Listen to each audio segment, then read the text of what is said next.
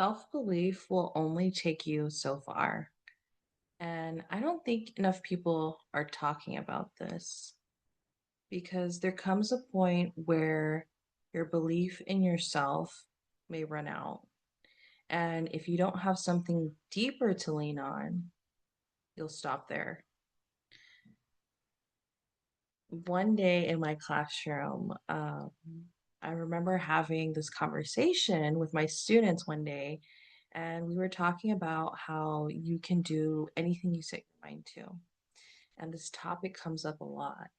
And it's interesting because we were learning about Helen Keller, someone who was blind, born blind, deaf, and um, all the kids thought, like, how was it possible for her to do anything or accomplish anything? And they realized soon just how much we take things for granted.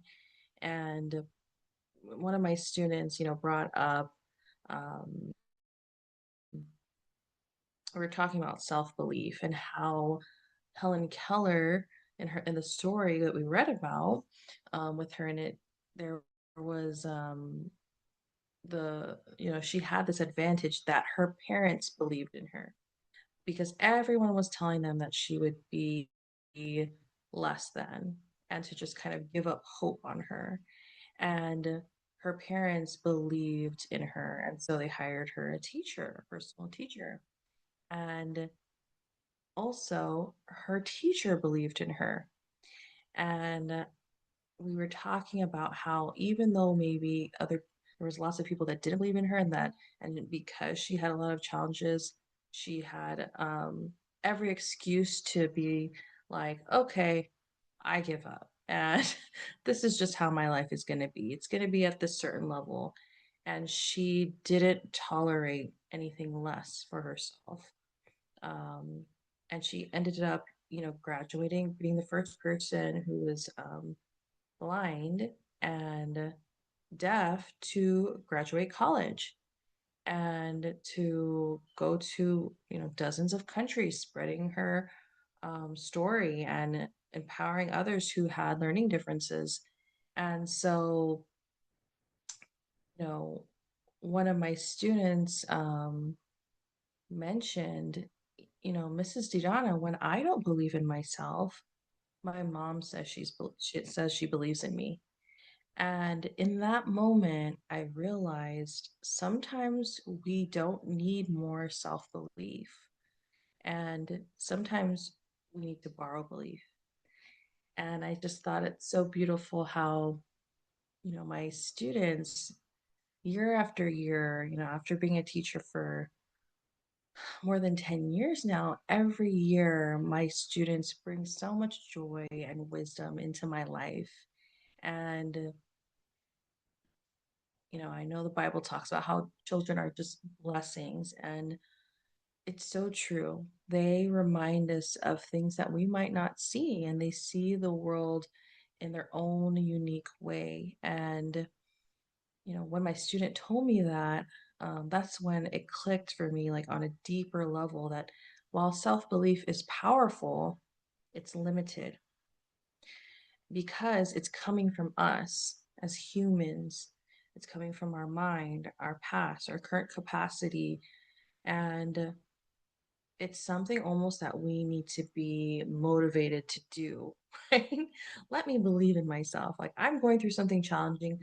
I'm going to believe in myself, or I believe in myself. And on the other hand, faith, having faith and trust in the unseen, in a higher power, in God, faith, I realize, is really borrowed belief from God. Just like my student said, um my mother believes in me when I don't believe in myself. God is the ultimate believer in all of us. God sees it all. God knows it all. And he made us for this reason, to become aware of that. And so when I realize faith is really borrowed belief from God, it makes so much sense. I guide my clients and I help guide people to live in alignment with their highest truth, which is their soul truth, which is their truth that's been placed in their heart by God. And that connection is what strengthens it. And so it makes sense then to not rely on just the self belief that we have for ourselves, but to place our faith and understanding and our belief in God to support us because God is an enduring, infinite, unlimited aspect of who we are. And it never runs out. Right? And so when you rely only on self belief, you'll only go as far as your current identity allows it. And so when you lean into faith, you're tapping into something that has no limit. When I live in alignment with God, source, universe, I know that my energetic cord, so to speak, is plugged into God. And you're no longer asking in this energetic state of being, do I believe I can do this? Your human self might still be asking this, but now you're anchoring into the belief that God believes in me. God created me to do this. God is guiding me through this. And so it no longer becomes this self reliance, it becomes this fully integrated experience of our human and eternal soul self. So, another thing that this brought up was recently I had um, a visibility experience. I, you know, spoke at Women Thrive Summit, and God has been calling me to share my story and speak. Um, and before this, I had, maybe I shared it at church as, shared my testimony. I shared it with people that wanted to listen or who asked, and, more one to one, smaller groups. And I got the call from God that I'm meant to share the story wider, deeper, faster. And so, when I heard in my mind and my heart and my soul, speaker, I thought, am I really going to do that, God? And, this opportunity to speak on the Women Thrive Summit platform came into my field. And so I thought, whoa, is it really going to start with this? I'm not a speaker. I've never spoke on a stage in this capacity. And although when I met Raimonda, I met Abigail, I knew it was resonant. I knew I was meant to work with them and speak on their platform. And I had the interview, loved my story and saw how impactful it was. And even later, when I eventually met Raimonda, she kind of just told me, like, you have this speaking gift where I know you have it in you to just set an intention and begin speaking from your heart, from your soul. And to get that kind of validation, again, that borrowed belief from somebody who has seen hundreds of speakers by now and who has been in this realm for 10 plus years now. I think this was, I forgot what year this was for the summit, but it's like you I didn't feel fully ready. I didn't feel fully confident in my speaking abilities. I didn't feel fully like there yet in this identity of speaker. And if I waited for my self belief to catch up, I would have never moved. I would have never signed up. I would have never accepted the invitation to join. But instead, I leaned on my faith. I leaned on the understanding and the call that I'm meant to do this. And so when I live in that alignment and hear God's voice in my heart telling me to do this, I don't have to have the full belief in myself. I can just know and trust and understand that God is calling me to do this. And if He's calling me to do this, He will get me through this. and it's for a reason and a purpose higher than I can understand in this moment. And so, you know, I leaned on that something deeper than how I felt in each moment. And that's what truly allowed me to show up. And it's interesting that the talk was this past Thursday, and starting I forgot the beginning of the week, I just started feeling like this uneasiness in my stomach. And I know myself enough now that if I'm a little bit irritated or grouchy or tired, it's because sometimes there's something that is making me feel a certain way, even though in the past I would do this unconsciously and then take it out on people or myself and realize like what's going on here. But now I know it was because of this fear of not doing well enough, or of being afraid of showing up, especially in front of, you know, I think 150 people during my talk.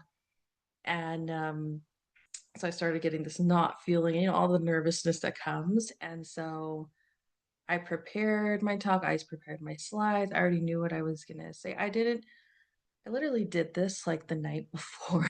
I know it sounds awful, but like when I spoke to Raymonda, she was like, you are embodied in what you teach and speak about. And so it comes naturally to me. And it's so true. Like I feel that on a very deep level, that I'm not going to speak about something that I don't truly know and believe for myself. And so I prepared my slides. I kind of put a little bit of text and maybe some images to kind of guide me to what I was going to say. And still on the day of, on that Thursday, I remember feeling so nervous to the point where I was like dry heaving, like gagging. And all the egoic like thoughts start coming in about, is this even gonna work, or am I even get ready for this, or what if I mess up, or what if nobody even shows up or doesn't care, and all these thoughts and things like that. And still, even though the self-belief wasn't fully there, the faith and the trust in God is. And I have that borrowed belief in knowing that God had me do this for a reason. And so I show up to the talk. Um, Raymonda introduces me. I click present on my Canva presentation and I just begin speaking. And it's so interesting when I share it on Zoom for Canva, none of the comments pop up from the chat, and I don't see any faces. So I was like, okay, even better. I can just focus on my message, focus on what I have to say. And I remember doing a prayer before the talk and letting and asking God, just, use me at your will and allow me to say what needs to be said for whoever needs to hear it. And just thank you so much for this opportunity. And I give my talk, and then it's a very emotional talk, and just as soon as I get into it, I'm just taken off. And it comes so effortlessly, and it feels so good inside to align with my truth, with God's truth for me. And so at the end, I am just so overjoyed and so ecstatic. And I talk with Ramona after, and I just see the comments going wild, and people are just saying, "Carry your flowers," and "We love you," and "Thank you so much for your message. It's so inspiring and so emotional." All these beautiful, beautiful comments, and I'm just blown away by what God has done in my life, and what He continues to do, and what He has done over and over again. Um, for me, through me, with me, in Him. And it's so beautiful to watch. And so, this idea of borrowed belief, of realizing we don't have to fully rely on the belief only that we have for ourselves and the belief that other people have for us. While that's nice, the true belief that we should rely on is the belief and an understanding that we are God's child, that we are one with God, that God loves and accepts us as we are and made us as we are for a reason. And so if you're in a place right now where you're like, I don't fully believe in myself yet, I want you to just release the pressure of trying to force it and instead ask yourself, can I borrow belief from God? Can I lean on God's vision for me, even if I can't fully see it yet, and trust and act on it? Faith in action. And, one more thing that this reminds me of is um, one more thing about the talk. After the day after, I went back, I made sure I downloaded the chat before I left the call because I didn't have time to read all the comments. And the next day, I looked through all the messages, all the comments in the chat box, and just so many beautiful comments from people saying, God willed you to do this, or thank you for your faith. Thank you for showing us what's possible. Thank you for reminding us that all is possible with God. All these such beautiful comments. And I remember just crying like tears of joy and being so grateful to God for this experience and for continuing to use me in my life for this good. And it reminded me also of when my daughter was in the hospital, fighting for her life at just 23 weeks and, starting in 22 weeks actually when I was admitted. And then, hearing the voice of God tell me, Lily will rise from this, just like her name says, Lily Rose. I realized God gave me that mantra, gave me that message as borrowed belief because I didn't have the vision for my daughter's health. I didn't have the faith that she would be fully whole and healthy. Because in this world, sometimes there's people, news, doctors, family members, coworkers, whoever it is, maybe even loved ones, telling us why things are not going to go the way that you want them to, or why things are going to turn out the most terrible way. And you might look with your eyes and see how dreadful a certain situation is and think, how could this ever possibly work out for good?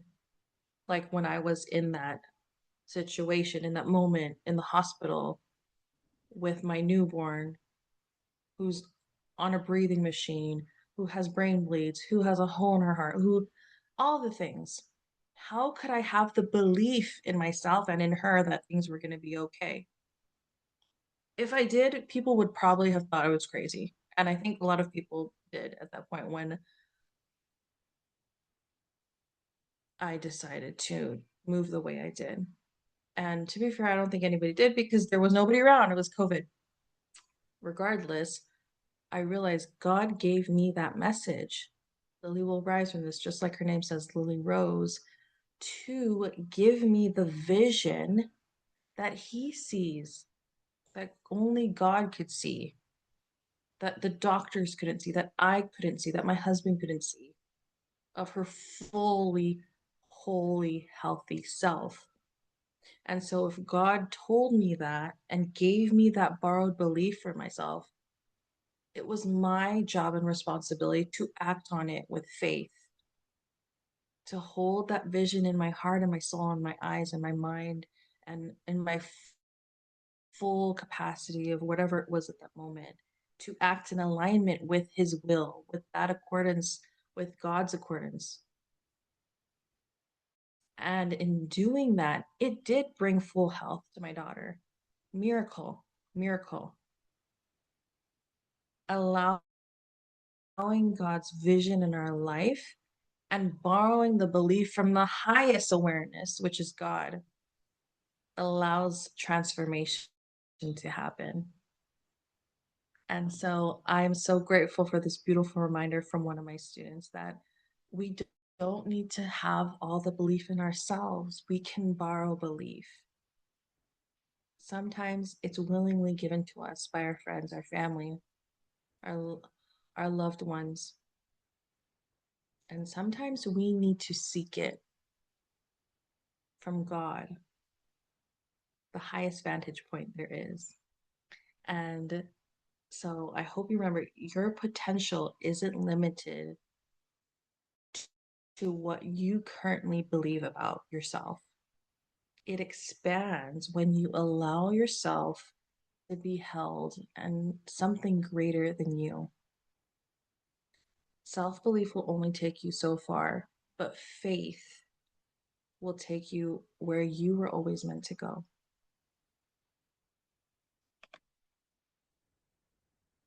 Watching.